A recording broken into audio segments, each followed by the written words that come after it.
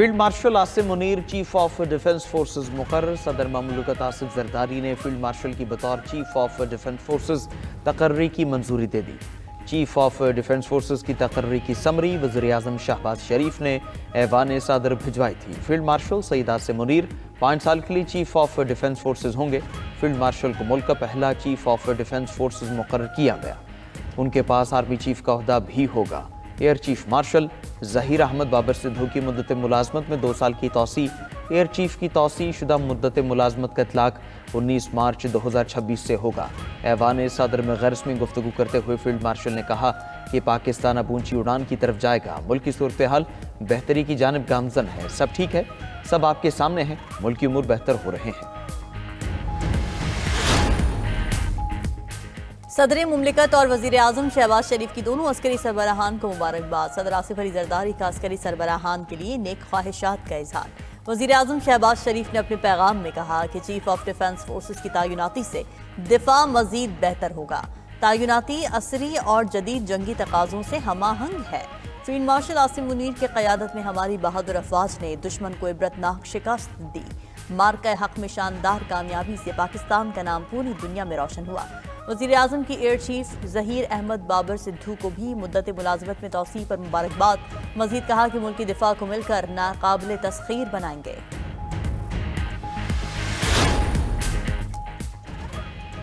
پاکستانی قوم کو مبارک ہو، field marshal Asim Munir کی بطور چیف آف ڈیفنس تقرری ہو گئی۔ سینیٹر فیصل وابڈا نے ایکس پر پیغام میں لکھا کہ جیسے کہا تھا ویسے ہی 72 گھنٹوں سے پہلے یہ بات سچ ثابت ہوئی۔ پہلے بھی جو کچھ کہا وہ سچ ثابت ہوا، آگے بھی جو کہوں گا وہ درست ثابت ہوگا۔ اسپیکر قومی اسمبلی سردار ریاض صادقی فیلڈ مارشل کو مبارکباد۔ کہا کہ فیلڈ مارشل سید عاصم منیر کی بطور چیف آف ڈیفنس فورسز تعیناتی خوشائند ہے۔ وفاقی وزیر عبدالعلیم خان کا بھی chief of defence forces Asim Munir کے لیے تہنیتی پیغام۔ سابق چیئرمین سینٹ صادق سنجرانی نے بھی فیلڈ مارشل سید عاصم منیر کو چیف آف ڈیفنس فورسز بننے پر مبارکباد دی۔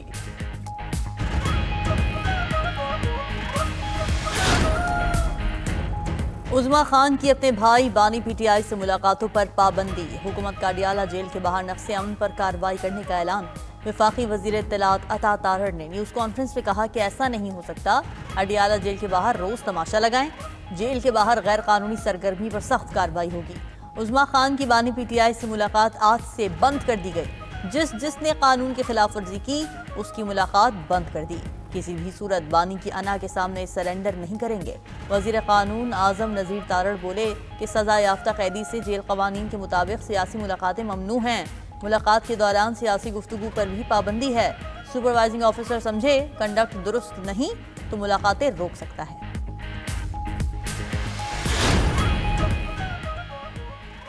وزیر اعلیٰ خیبر پختونخوا کی 9ویں بار بانی پی ٹی آئی سے ملاقات نہ ہو سکی۔ وزیر اعلیٰ سہیل آفریدی، شاہد خٹک اور نعیم پنجوتھا اڈیالہ جیل کے باہر پہنچے تھے۔ جیل حکام نے وزیر اعلیٰ سہیل آفریدی کو داخل ناکے پر ہی روک لیا۔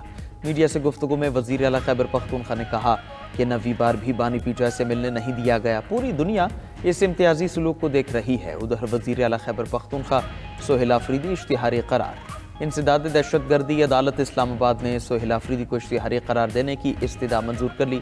صوبائی وزیر مینا خان آفریدی اور ڈاکٹر امجد کو بھی اشتہاری قرار دینے کی کارروائی شروع۔ وزیر اعلیٰ سہیل آفریدی کے خلاف 5 اکتوبر کو تھانہ نون میں مقدمہ درج کیا گیا تھا۔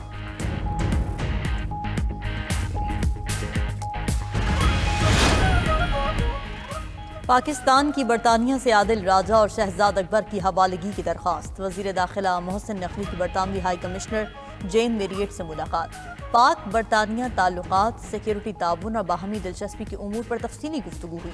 برطانیہ میں غیر قانونی طور پر مقیم پاکستانیوں کی وطن واپسی کے امور بھی زیر بحث آئے۔ محسن نقوی نے پروپیگنڈا کرنے والے پاکستانیوں کے خلاف ٹھوس شواہد دیے۔ گفتگو کرتے ہوئے کہا کہ دونوں افراد حکومت کو مطلوب ہیں، انہیں فوری طور پر پاکستان کے حوالے کیا جائے۔ آزادی اظہار پر پورا یقین رکھتے ہیں، لیکن فیک نیوز ہر ملک کے لیے مسئلہ ہے۔ پاکستان مخالف پروپیگنڈا کرنے والوں کی واپسی کے لیے برطانوی تعاون کا خیر مقدم کریں گے۔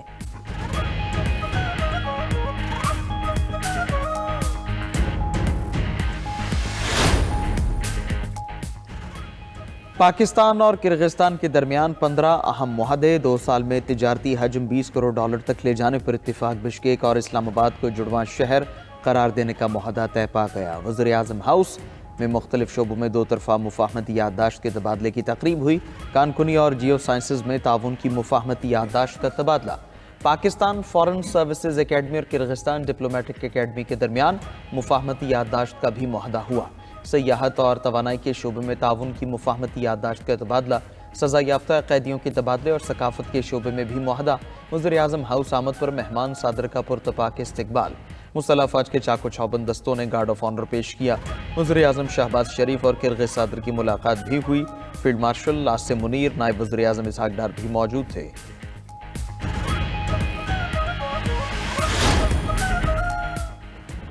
صدر آصف علی زرداری سے کرغزستان کے ہم منصب کی ملاقات، دونوں صدور کا دو طرفہ تعلقات اور تعاون کے فروغ پر اتفاق۔ ملاقات میں کاسا منصوبے پر پیش رفت کا جائزہ لیا گیا۔ پاکستان اور کرغزستان کا تجارت بڑھانے اور روابط مضبوط بنانے پر اتفاق۔ پاکستان کی جانب سے کرغز سرمایہ کاروں کے لیے ویزا سہولیات کا اعلان۔ دونوں ممالک کا تعلیم، توانائی اور بینکاری میں تعاون بڑھانے پر اتفاق۔ ریاستی عشائیے میں وزیر اعظم شریک ہوئے۔ وزیر اعظم شہباز شریف کی کرغز سرمایہ کاروں کو پاکستان میں سرمایہ کاری کی دعوت۔ پاک کرغزستان بزنس فورم سے خطاب میں کہا، چین کرغزستان اور ازبکستان ریلوے منصوبہ خطے کے لیے اہم ہے۔ کراچی اور گوادر پورٹس کرغزستان کے لیے رسائی کا بہترین ذریعہ ہو سکتی ہیں۔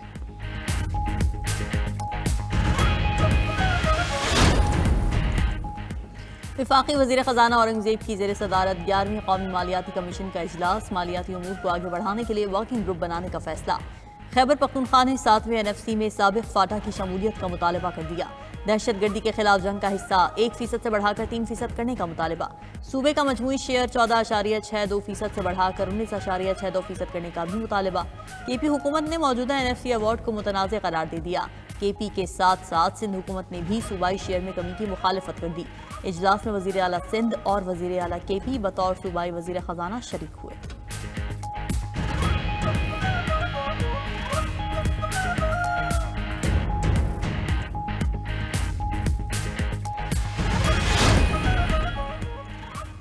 NFC اجلاس میں خیبر پختونخوا کا مقدمہ سامنے رکھا۔ قبائلی اضلاع کو ضم تو کیا گیا لیکن ان کا شیئر ہمیں نہیں ملا۔ وزیر اعلیٰ KP سہیل آفریدی کی اڈیالہ جیل کے قریب دہگل ناکے پر میڈیا سے گفتگو، کہا کہ میں نے اجلاس میں بتایا ہمیں ہمارا حصہ نہ دینا غیر آئینی ہے۔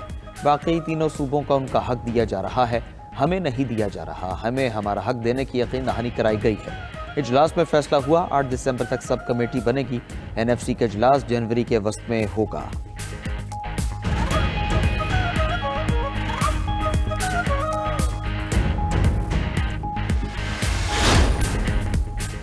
روسی صدر ولادیمیر پوٹن 2 روزہ دورے پر بھارت پہنچ گئے۔ نئی دلی ہوائی اڈے پر روسی صدر کا ریڈ کارپٹ استقبال۔ صدر پوٹن کے استقبال کے لیے خصوصی ثقافتی رقص پیش کیا گیا۔ بھارتی میڈیا کے مطابق دونوں ممالک کے درمیان لڑاکا طیاروں کے معاہدے پر بات چیت ہوگی۔ ایئر ڈیفنس سسٹم سے متعلق معاہدے بھی ہو سکتے ہیں۔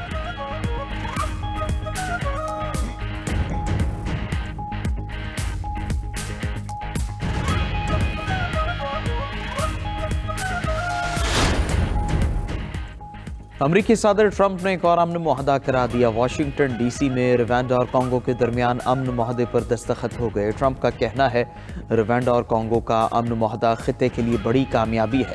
پرامن افریقہ دنیا کی معاشی ترقی کے لیے ضروری ہے۔ دنیا طاقت سے نہیں، مذاکرات اور سمجھوتے سے آگے بڑھتی ہے۔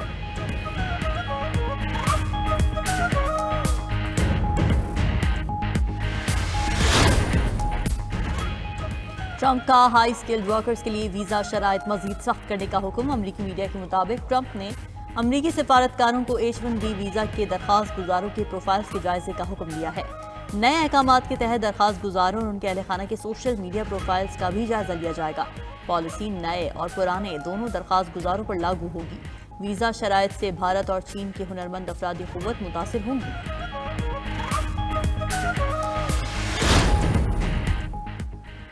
برطانوی یونیورسٹیز کے ویزا قوانین مزید سخت۔ پاکستانی اور بنگلہ دیشی طلبہ کی بھرتیوں پر پابندی لگا دی۔ فائنینشل ٹائمز کے مطابق نئی پالیسی کے تحت ویزا مسترد ہونے کی شرح 5% سے کم رکھی جائے گی۔ بنگلہ دیش اور پاکستانی طلبہ کے ریجیکشن کیسز کی شرح زیادہ ہے۔ برطانیہ میں متعدد یونیورسٹیز نے انڈر گریجویٹ درخواستیں معطل کی۔ بنگلہ دیش کی سابق وزیراعظم خالدہ ضیاء کو علاج کے لیے لندن منتقل کرنے کا فیصلہ 80 سالہ خالدہ ضیاء دل اور سینے کے انفیکشن کی وجہ سے ڈھاکہ کے مقامی اسپتال میں زیر علاج ہیں۔ بنگلہ دیشی میڈیا کے مطابق خالدہ ضیاء کو آج صبح ایئر ایمبولینس کے ذریعے لندن منتقل کیا جائے گا۔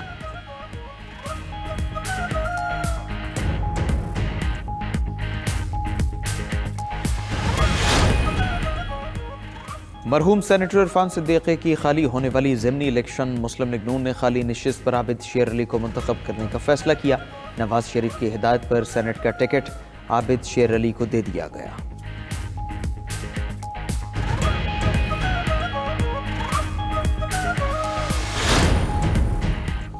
حکومتی دعوے کچھ اور حقیقت کچھ اور۔ مالیاتی خسارے پر قابو پانے کے لیے حکومت قرض لینے پر مجبور۔ سالانہ قرض 11.4% اضافے سے 76,979 ارب روپے ہو گیا۔ اسٹیٹ بینک کے مطابق گزشتہ سال اکتوبر میں حکومت کے قرضے 59,114 ارب روپے تھے۔ مقامی قرضہ سالانہ 14.3% بڑھ کر 53,975 ارب روپے پر پہنچ گیا۔ بیرونی قرضہ 23,004 ارب روپے ریکارڈ۔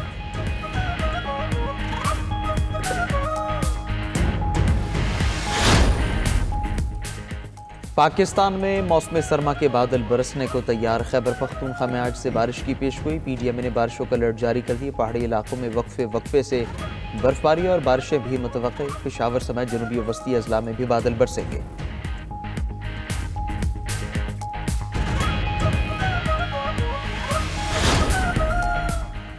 پنجاب میں موسم سرما کی تعطیلات کا اعلان۔ وزیر تعلیم پنجاب رانا سکندر حیات کا کہنا ہے کہ 22 دسمبر سے 10 جنوری تک تمام سرکاری اور نجی سکولز میں چھٹیاں ہوں گی۔ تعلیمی ادارے 11 جنوری سے کھلیں گے۔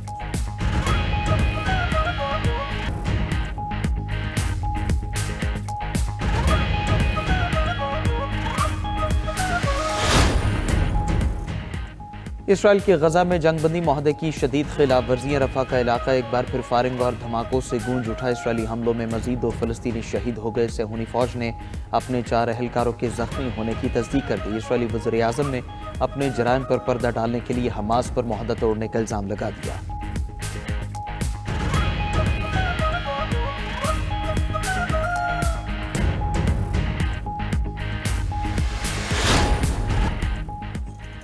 امریکہ اور یوکرین کے مذاکرات فلوریڈا میں ہوں گے۔ وائٹ ہاؤس نے تصدیق کر دی۔ امریکی خصوصی نمائندہ سٹیو وٹکوف یوکرین کے اقوامی سلامتی کونسل کے سربراہ رستم امروف سے میامی میں ملاقات کریں گے۔ یہ مذاکرات ماسکو میں روسی صدر ولادیمیر پوٹن کے ساتھ ہونے والی بات چیت کے بعد ہو رہے ہیں۔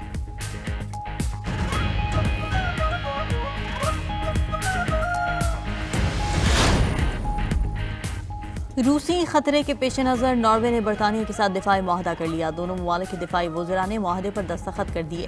نئے معاہدے کے تحت دونوں ممالک ایک دوسرے سے جنگی ساز و سامان اور ٹیکنالوجی شیئر کریں گے۔ دونوں ممالک کی بحریہ اور فضائیہ ایک ساتھ شمالی اوقیانوس میں مشنز انجام دے سکیں گی۔ چینی ایئر لائن کا دنیا کی طویل ترین یک طرفہ پرواز کا ریکارڈ۔ چینی ایئر لائنز کے مسافر طیارے نے شنگھائی ایئرپورٹ سے اڑان بھری۔ پرواز کا چین سے ارجنٹینا تک فاصلہ 20,000 کلومیٹر تھا۔